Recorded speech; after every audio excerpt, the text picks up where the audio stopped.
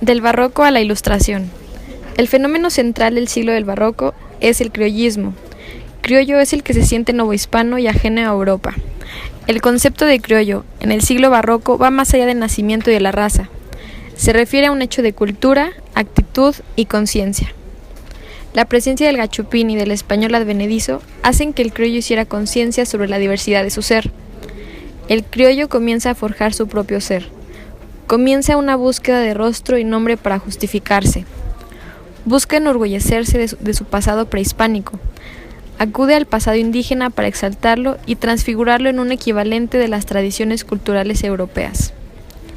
Se acudió a la alabanza de la tierra, al arte y a la religión. Se buscaron santos patrones y se consiguió satisfactoriamente a la Virgen de Guadalupe. Este criollo se aferró a modos de ser, costumbres y actitudes que empezó a reconocer como propios porque representaban algo sólido para él. Se diferencia de los españoles por su cultura. Se empieza a sentir como un mexicano.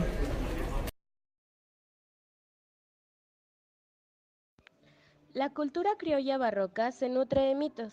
Estos son creados para enaltecer a su sociedad y a su país.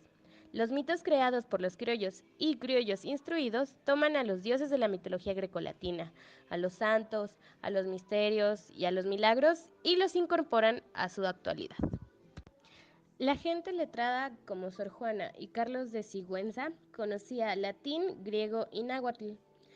Aparte, las costumbres, los modos y los usos prehispánicos también sobrevivieron y permearon a la sociedad novohispana.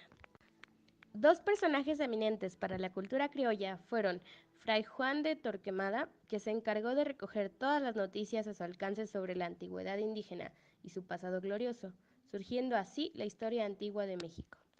El otro personaje fue don Fernando de Alba Ixtlilxóchitl, descendiente de los reyes de Texcoco.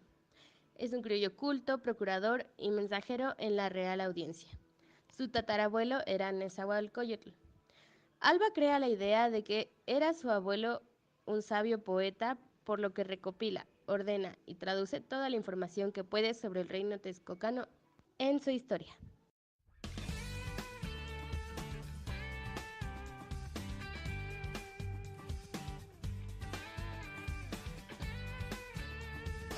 Un hombre podía ser hermoso, fuerte, valeroso, sabio, rico. Ninguna de esas virtudes lo sería de veras si en ellas no se agregara un aspecto religioso.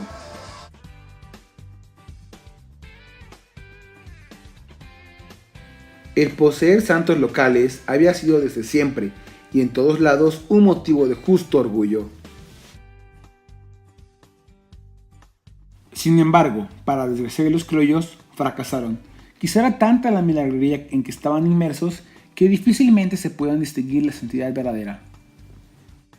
En fin, solo hubo un santo mexicano, San Felipe de Jesús, promártir mexicano.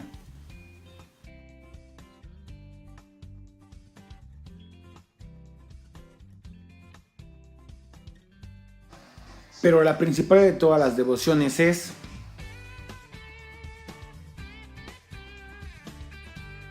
la Virgen de Guadalupe.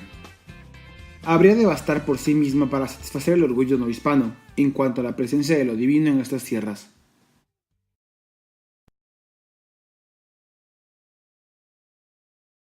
La religión tuvo una influencia en la moral y las costumbres dentro de la sociedad novohispana. La piedad era una virtud a alcanzar, por lo tanto los patrones se dedicaron a levantar conventos y fábricas, pensando que dichos actos piadosos eran un abono de su salvación. Las mujeres eran excluidas de ciertos lugares, por ejemplo el Palacio del Arzobispado, ubicado actualmente a un lado del Palacio Nacional, lugar en el cual el arzobispo Aguiar y Sextias prohibió la entrada a las mujeres, al igual que en muchos recintos sucedió lo mismo. En el ámbito de lo moral, la castidad era muy estimada. Aquellas mujeres que se consideraban impías eran mandadas a las casas de las recogidas para ser reivindicadas. Los sermones eran la forma pública más socorrida para afirmar las virtudes religiosas. En la formación de un sacerdote ocupaba un lugar preeminente el adiestramiento para hablar en público. La función primera del sermón era la didáctica, pero para las ocasiones señaladas se convertía en una pieza literaria. Una de las grandes novedades de la cultura del siglo barroco es el cambio del campo a la ciudad. Se dejan atrás las construcciones de conventos fortalezas para crear catedrales, parroquias, conventos de monjas, colegios y universidades con un estilo más barroco. Al igual que las funciones administrativas se comienzan a organizar en los cabildos y los ayuntamientos, haciendo una ciudad más organizada.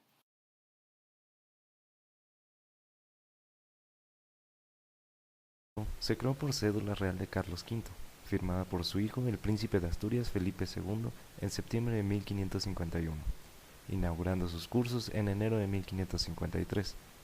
Años después, se le agrega la denominación pontificia, por orden del Papa Clemente VIII, en reconocimiento a los estudios con orientación religiosa que se impartían en la institución.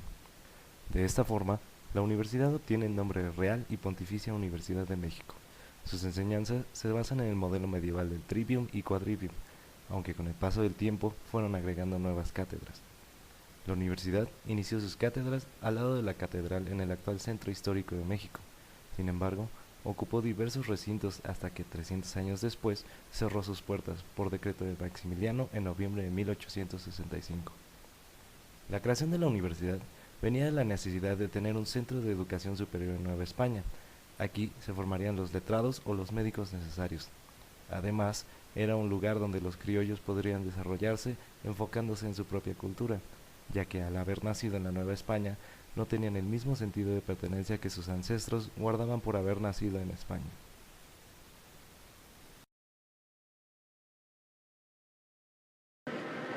La nueva filosofía. Con la época barroca se había iniciado lo que O'Gorman ha llamado el sueño de la Nueva España. Necesitada de afirmarse y hacerse un lugar en el mundo, la cultura barroca había conseguido el ideal de crear en América otra Europa, pero una Europa americana propia y orgullosa. En ese bello sueño novohispano, sin embargo, se presenta una molesta pesadilla durante el siglo XVIII. Los hombres de la Ilustración europea, curiosos por definición, empiezan a mostrar un inusitado interés por América. Esto sucede cuando la cultura europea se presenta con más fuerza que en otras ocasiones como la única posible. Lo que puede llamarse Ilustración mexicana no está representada por aquellos hombres que defendían las cualidades y valores morales de su patria barroca, sino por otros que, haciendo eso o sin hacerlo, dejaron de ver con beneplácito la realidad mexicana y empezaron a criticarla violentamente. No hubo en el México de finales del siglo XVIII ateos, deístas, enemigos de la iglesia o racionalistas puros, pero sí hombres que coinciden en la actitud crítica de la sociedad donde viven.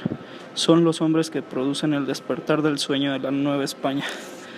Los ilustrados niegan todo valor a la cultura barroca, la ven con pesimismo y solo esperan que el americano, en cuyas cualidades intrínsecas creen, puedan con mejor educación y bajo otras circunstancias ponerse a la altura de los tiempos.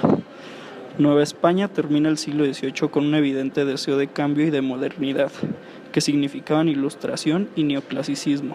Al tomar ese partido, daba la espalda a los esplendores de la cultura barroca.